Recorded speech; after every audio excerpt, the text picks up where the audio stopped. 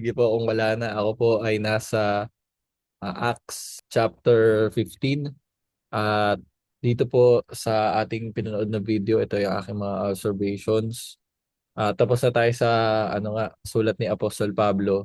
Ngayon naman ay nandito tayo sa sulat ng mga tatlong pillars ng mga leaders sa Jerusalem. Si James, si Peter, and si John. Yung sulat nila nakafocus mostly sa mga Jewish believers na na-persecute at na nangalat dahil sa persecution nga. Pero hindi ito exclusive para sa mga Hudyo. Ito ay para sa atin na mga Hentil kasi nga nilinaw doon sa video na ang pananampalataya natin sa New Covenant ay tayong mga mananampalataya sa New Covenant ay iisa sa Panginoon.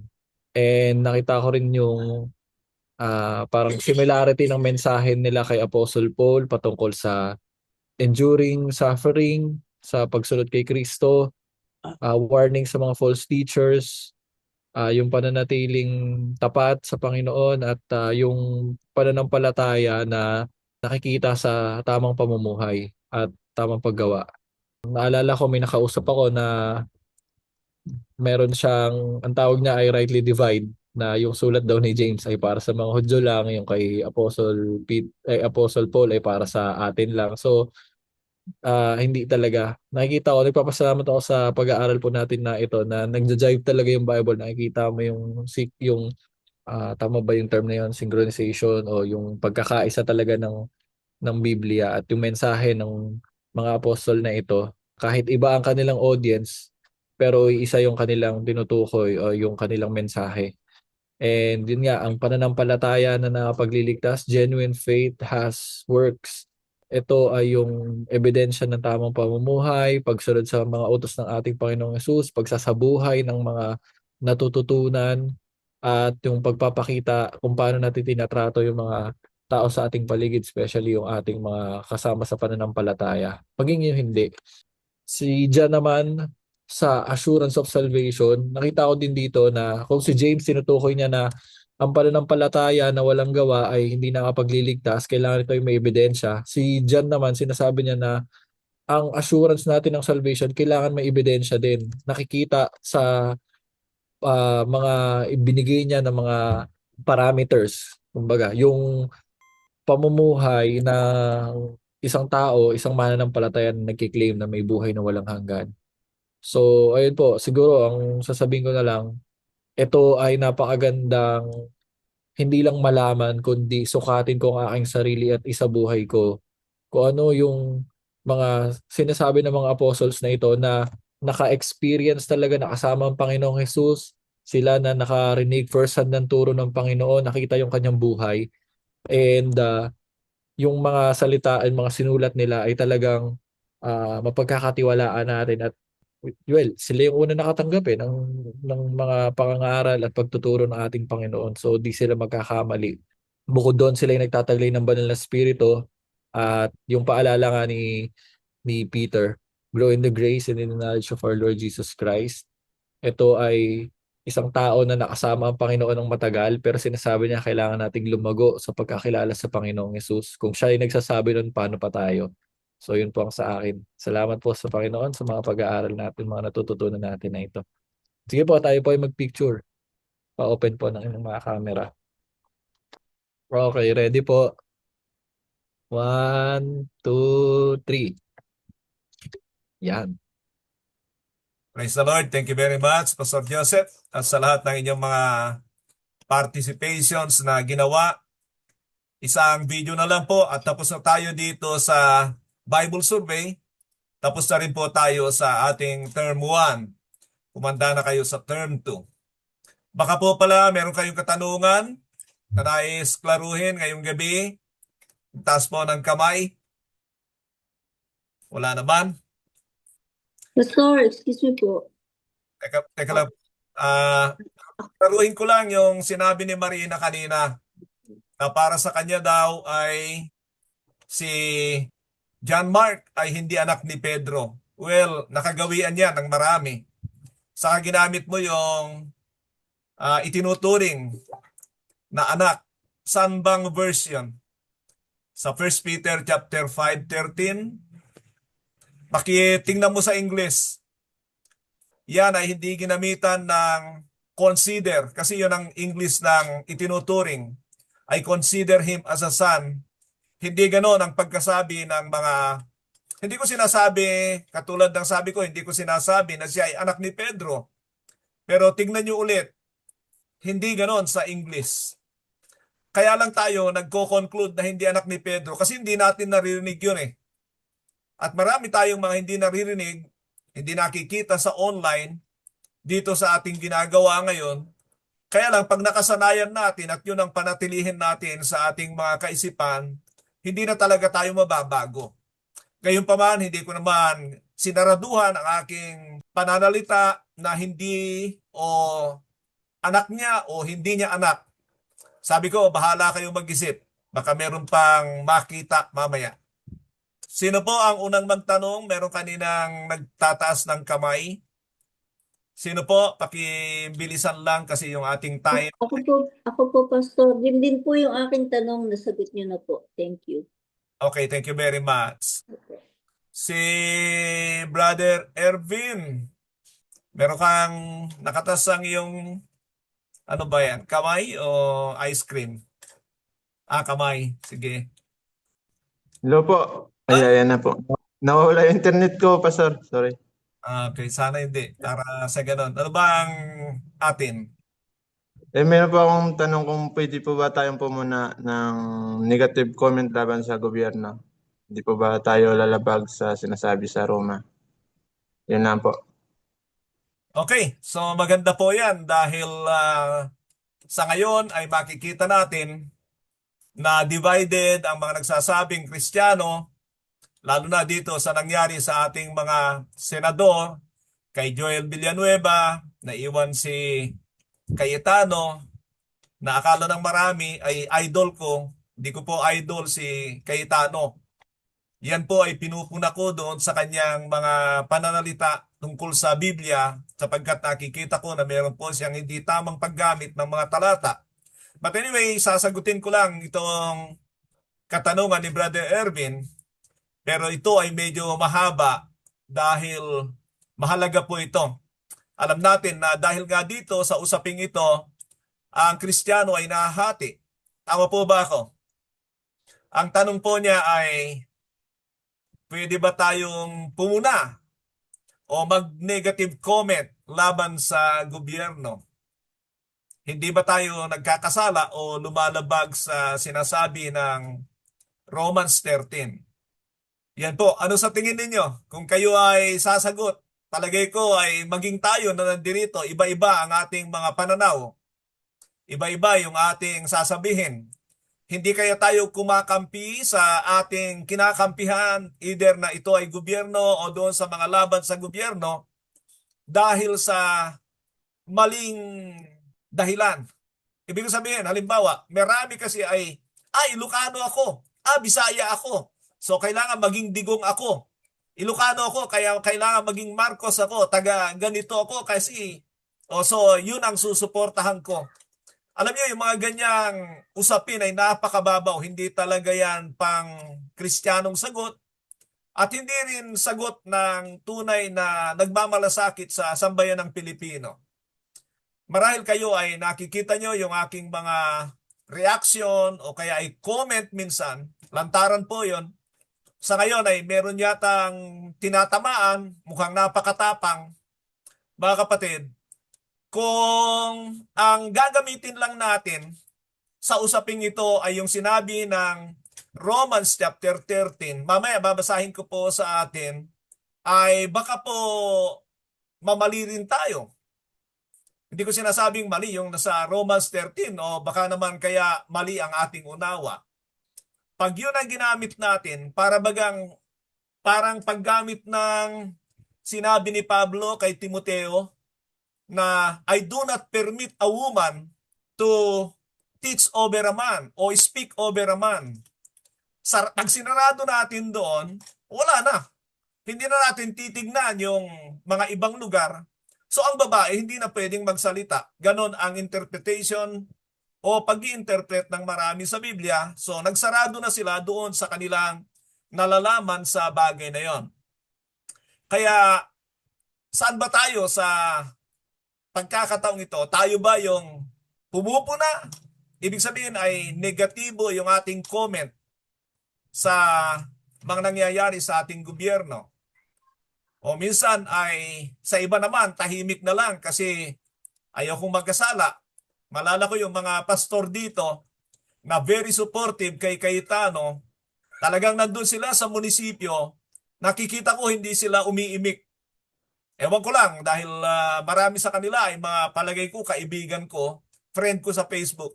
Pero hindi ko nakikita kahit doon sa mga post ni Cayetano na sila ay nagko-comment, negative o positive, sila ay tahimik. May dahilan ng pananahimik. It's either na hindi mo alam kung ano talaga ang malinaw na sinasabi ng Biblia o kaya ay ayaw mo lang na madagdagan pa ang kaguluhan sa isipan mo, gusto mong manahimik, okay lang yon. Malala ko rin yung panahon na si Pablo ay nakulong yata na tinalikuran siya ng mga kasama niya at iilan nga lang ang nanindigan para sa kanya. Ang sabi niya, yung mga nananahimik na yon ay mananagot sa Panginoon. Ibig sabihin, hindi lahat ng pananahimik ay tama.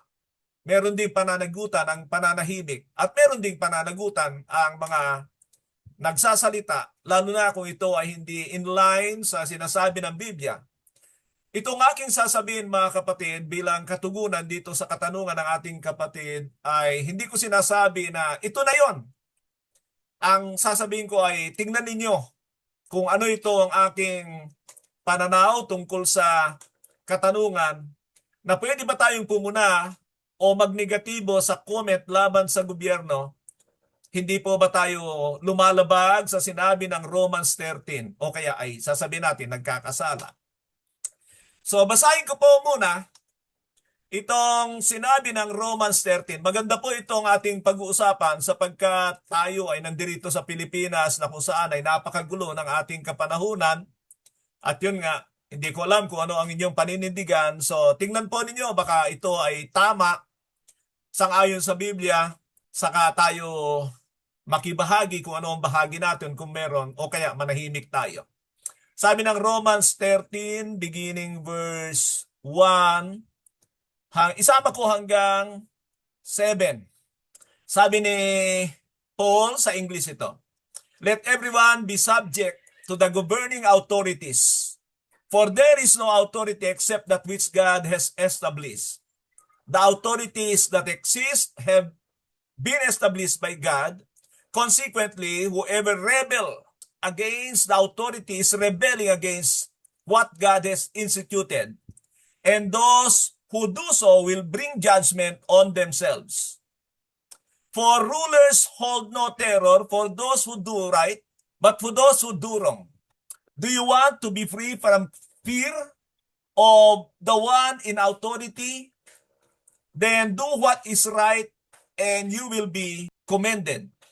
For the one who is in authority is God's servant for your good. But if you do wrong, be afraid, for rulers do not bear the sword for no reason. They are God's servant, agents of wrath, to bring punishment on the wrongdoer. Therefore, it is necessary to submit to the authorities, not only because of possible punishment, but also as a matter of conscience. This is also why you pay taxes, for the authorities are God's servants who give their full time to governing. Give to everyone what you owe them. If you owe taxes, pay taxes. If revenue, then revenue. If respect, then respect. If honor, then honor.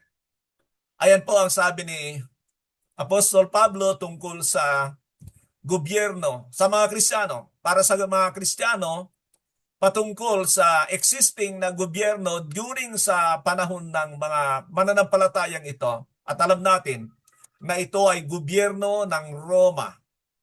Pagka binasa nyo yung verse 1, sabi sa King James, let every soul be subjected to the higher powers. wala yung governing authorities. Ang sabi niya ay higher powers. Ano kaya ibig sabihin nun? So, sa ibang English ay ininterpret nila ito na sa gobyerno.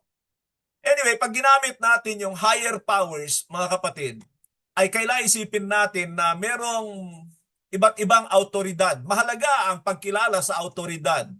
Ano itong mga autoridad na ibinigay ng Diyos? Of course, ang Diyos, ang pinakamataas na autoridad na hindi ka pwedeng mamili kung sundin mo siya o hindi mo sundin sapagkat ang Diyos ay autoridad na nagbigay ng pamantayan sa ikabubuti natin. Lahat ng kanyang mga batas na ibinibigay sa tao, batas man na binigay sa pamamagitan ni Moises o batas na sa pamamagitan ni Kristo, ay para sa ikabubuti natin at sa protection natin. At itong gobyerno ng Roma, kung titingnan ninyo, papansinin ninyo, ay inaasahan na siya o sila. Gobyerno meaning it's a body. It's not an individual. It's a body of people na nagdudoon sa pamamahala. Kung titingnan ninyo, ay sila ay magpaparusa sa mali. Ibig sabihin mga kapatid, pag itong gobyernong ito ay magpaparusa ng mali, dapat sana ay asahan na sila ay gumagawa ng tama. At alam natin na kaya marami ay nagsasalita ng laban sa gobyerno ay dahil meron silang napapansin, meron silang nakikita, meron silang nararamdaman, merong naaaninag o na-assess na mukhang hindi tama. Kahit papaano mga kapatid, hindi naman tayo yung mga wala man lang isip na hindi na kailangan pag-isipan yung mga ganyan. Tayo po ay leader din. Lalo na po ako, lalo na yung mga pastor dyan. Tayo ay mga leader. At palagay ko ay katulad din ng mga leader na ito na inilagay ng Diyos. Una, kumpletuhin ko muna yung sinabi ko, God is the highest authority and then we have the government. And sometimes the church ay kapantay nito sapagkat hindi mo, lalo na sa ngayon, na kailangan ay depende kung spiritual, abay sa gobyerno na ibinigay ng Diyos na spiritual. Pagka sa physical, ito yung governing authority ng state. So, depende. Kaya kung hindi tinataas yung sa gobyerno natin, dahil pag inisip nyo yung katulad ni Shadrach, Meshach at Abednego, sila po ay hindi sumunod kay Nabucodonosor. Pero nais kong pansinin nyo yung katotohanan pag binasa nyo yung nandoon sa aklat ng Daniel na yung mga taong yon na inuutusan na sumamba doon sa estatwa, gintong estatwa na naglalarawan kay Nabucodonosor, ay hindi po sila sumunod. Pero sila ay may pagpapasakop. So, ito ang kailangan nating makuha rito. Ang pagpuna at pagpapasakop ay dalawang magkaibang bagay. Ulitin ko ang pagpuna sa gobyerno at pagpapasakop ay dalawang magkaibang bagay. Maging ang pagsunod at pagpapasakop ay dalawang magkaibang bagay.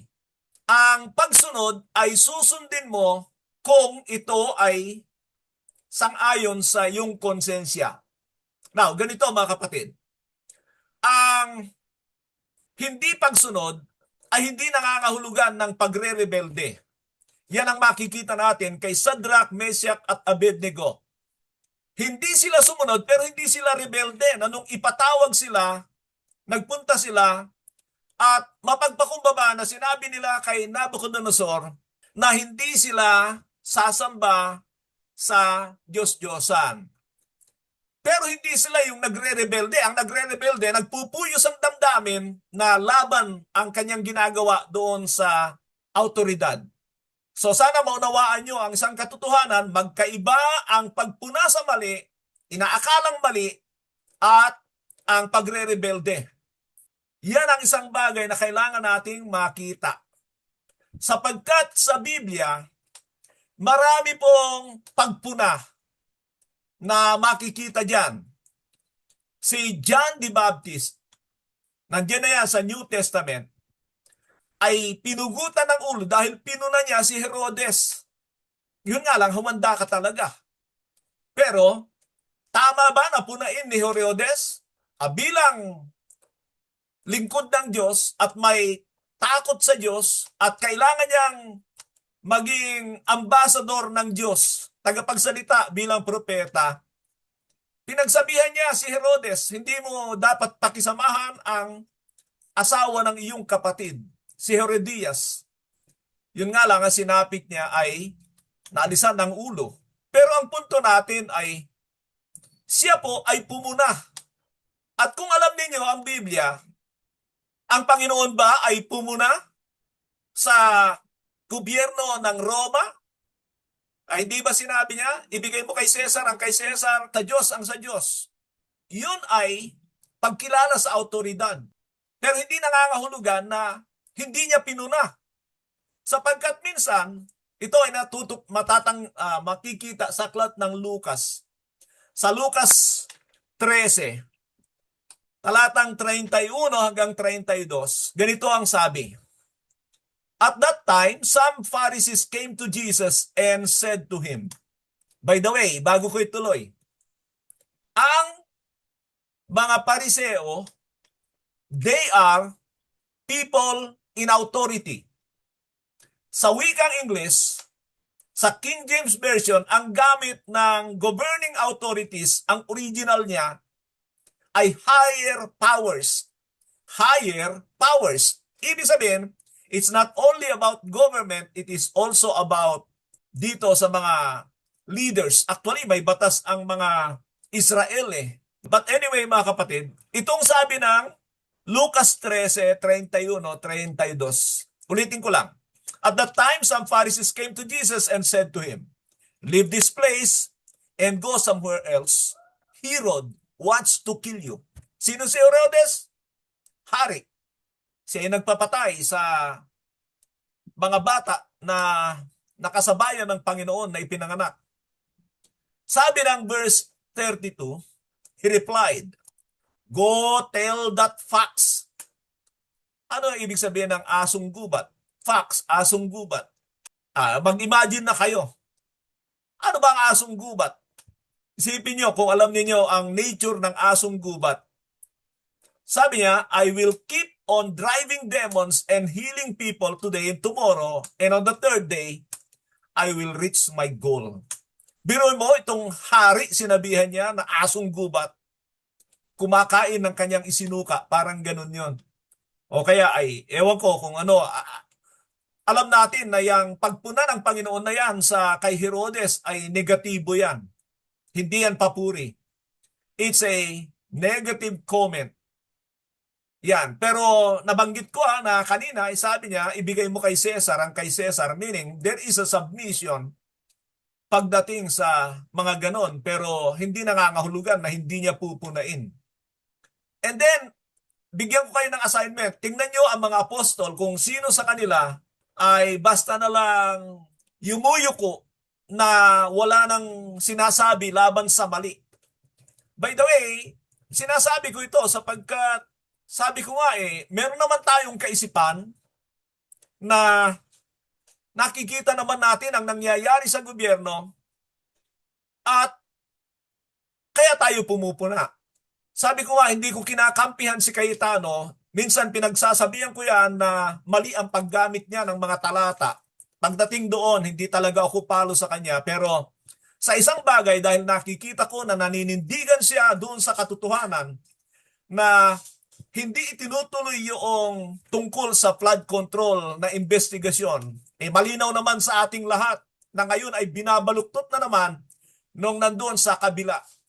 Ngayon, mga kapatid, kung siya ay sinusuportahan ko na mali, abay idolatry, malamang.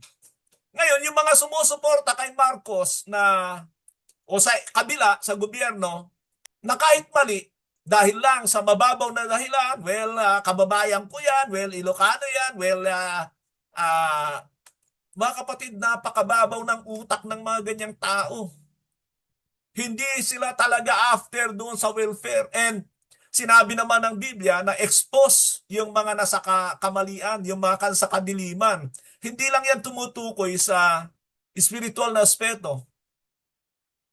Naniniwala ako na maging sa mga maling gawain, yun ay titingnan nyo, nandun sa Ephesians yan, talagang dapat ay i-expose natin. So, kung titingnan pa natin sa Old Testament, bakit ni-rebuke ni Nathan si David? Inilagay niya sa panganib ang kanyang buhay, pero kailangan niya sabihin ito kasi, of course, sabihin ng mga tao, si Nathan, sinabihan ng Diyos yun. Bakit? Paano natin masasabi na hindi tayo sinasabihan ng Diyos? Yun ay kung hindi mo alam ang salita ng Diyos, hindi mo alam kung ano ang paninindigan mo.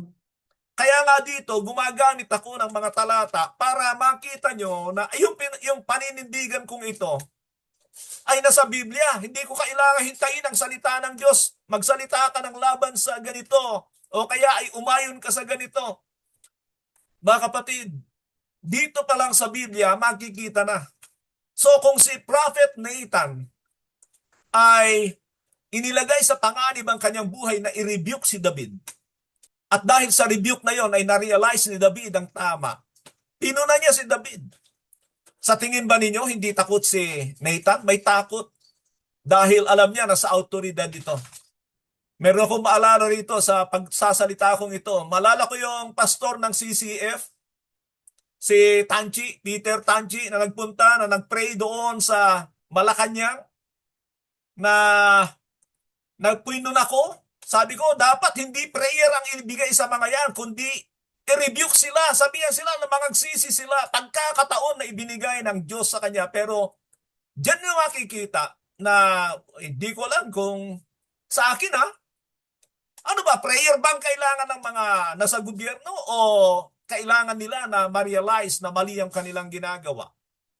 Kung sa bagay, bahagi ito ng mga kaganapan sa mga huling araw na ito na talagang magiging masama ang ating kapanahunan. Gahama ng maraming tao ang nakikita ko lang. Kaya ako siyempre medyo masama din ang loob na para bagang walang pera, na para bagang nauuna pa itong mga nasa kabila. Hindi ako maka Duterte o kaya ay ano pakialam ko sa mga politiko na yan. After ako sa katotohanan at nakikita ko sa ating bansa, yun ang katotohanan. Pag nakita ko na tama, sa totoo lang ay si Marcos ay talagang ikinampanya ko yan sa mga anak ko, sa pamilya ko, pinupuna ako ng mga anak ko. Lalo na halos lahat kami ay bumoboto. Lahat. Maliban dito sa isa namin, pangalawang bunso. Ilan kaming bumoboto? 6 yung anak ko plus asawa ko. Sabi ko sa kanila noon, si Marcos, bakit? Kasi doon sa kalaban nila nung panahon na yon, abay, kung hindi si Marcos, ay babalik na naman tayo sa kasi mawawala na nga si Duterte sa droga. Kahit papano ay nakita ko yung epekto ng pagkawala ng maraming mga durugista rito, mga nagtutulak. So, tingnan nyo mga kapatid alam nyo, marami yan sa Old Testament na mga lingkod ng Diyos, pinupuna yung mali. Bigyan ko kayo ng halimbawa, si Jehoiada ay, sino ba yung panahon na yan? O kaya sabihin na lang natin, si Elijah. Si Elijah, nagkaroon ng matinding taggutom sa Israel at I think ito ay nasa 1 Kings chapter 18. Si Elijah ay nagtago. And then dumating sa pagkakataon na sinabihan siya ng Diyos, magpakita ka na kay Ahab. Nagpakita siya. Anong sabi ni Ahab sa kanya? Is that you, troubler of Israel? Sabi ni Elijah, I have not made trouble in Israel. Elijah replied, but you and your father and your family have abandoned the Lord's command and you have followed the Baals. Nagsalita siya, mabigat yan na sabihin mo sa hari. So, ano ang punto natin? Pwede ba tayong pumuna? Sabi ko nga, ulitin ko lang, ang pagpuna ay hindi nangangahulugan ng rebelde tayo. Ini-expose lang natin ang tama. Kailangan maging tama rin tayo, hindi yung puna ng puna lang. At tayo ay nananalangin para sa mga namamahala sa atin. Yan ang sabi ng 1 Timothy. Kailangan natin ipanalangin o kaya ay nasa 1 Peter na tayo ay magpasakop. So, ang pagpuna ay mahalaga. Sasabihin ng iba, pag tayo ay lumalaban at meron tayong pinapanigan, idolatry. Sila kaya? Yung pinapanigan nila na mali, lalong idolatry yun. Pag pinapanigan mo ang tama, may dahilan ka. Pag pinapanigan mo ang mali, na wala na dahil lang sa mababaw na dahilan, abay, yun ang masasabing idolatry. Idolatry. Sana po ay makadagdag ito sa kaalaman sa atin. Hindi ko sinasabing pumuna kayo. Kung gusto nyong ayaw pumuna, manahimik tayo, manahimik. Pero kung kailangan ay magsalita tayo, di magsalita tayo. Alang-alang sa ikabubuti sana. Maliit ang ating boses, pero hindi rin minsan pwedeng manahimik lang. Yan lang ang kasagutan ko sa iyo, Brother Erwin. Bahala ka na dyan. Alam kong ikaw ay kasi puna ka ng puna, kaya pumupuna ka ba? Saan ka na? Hindi po, kasi sa tama lang din po. Nakikita ko lang din naman po eh. Thank you po. Sige, para ayos na tayo. Uwi na, Pastor Joseph. Mag-announce ka na. May babanggitin lang ako, dagdag dito ka gabay sa atin. Okay. Sa nabanggit nga sa James chapter 2 verse 12, sabi diyan, kaya mag-ingat kayo sa mga kinikilos at sinasabi nyo, kasi i-judge kayo batay sa batas na nagpapalaya sa inyo. Okay.